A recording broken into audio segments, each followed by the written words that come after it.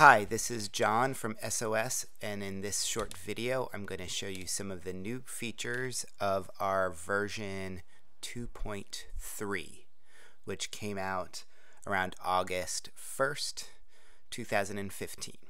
The first feature is the ability to add a contact to a project group on the fly when creating surveys.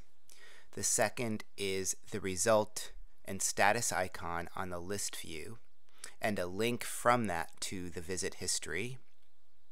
Next, we allow for the list view to be sorted alphabetically by the person's last name. We also allow for sorting a list view by current location. And we've now given a link for the map directions from the address, so that you can automatically get over to your mapping program for turn-by-turn directions.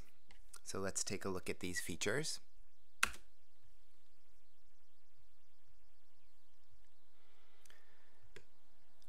If we look at our Salesforce One mobile and we go to a contact, the first thing I'm going to show you is how to add a contact to a project group so that a survey is available for a particular person. Once you search for the person's name, this case Rosa Parks, you'll click on the three dots and choose Survey, and you'll see no project group found for Rosa Parks. You simply click the Assign Project Group, select the appropriate group, select a project, and if you want, you can assign it to a packet, but you don't need to. And click the Assign and go to Survey. And at that point, you're able to fill in the survey. That's the first feature we have. The second feature comes from the Canvasser. So when you're logged into Canvasser, and we have some people in our project group, you can click on the list view, which is going to show the icons for those particular contacts. So let's say I filled out the survey,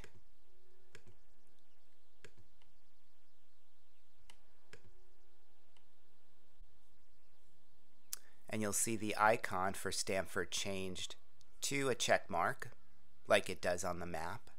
And if you click on that, it will take you to the visit history for that particular contact. The next feature is sorting. So if we have our list, you can sort alphabetically by the person's name. Toggling it twice will put it in the reverse order. You can also sort a list by the current location, so that the contacts closest to you at any moment are at the top if you sort one way, or at the bottom. There's one thing you need to do in order to put in the current location feature, is from the preference page where you usually select your project group, project, and packet. You click on this current location icon. When you click save from this, you'll now see on the list view a new icon. That's current location.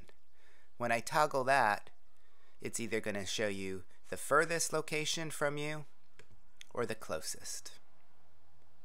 And that way, wherever you are, you'll know the closest location. This is something to consider if you're not even using the packets, because you could have a bunch of organizers working in a project group starting in different parts of a city or county. And since they will know who is being visited based on the changing look of the status icons, they won't trip over each other, and they can also easily get to the visit history. So you could have a group of organizers working in an area without assigning them packets, and everybody would know their success as they moved forward. So sorting by the current location is another feature we just added. And finally, map directions link. So either from the address over here, or if we click from the map, the address over here, if you click on that, it's going to open up your mapping program, and then you can have turn-by-turn directions. So that concludes the major changes that we have in our new release.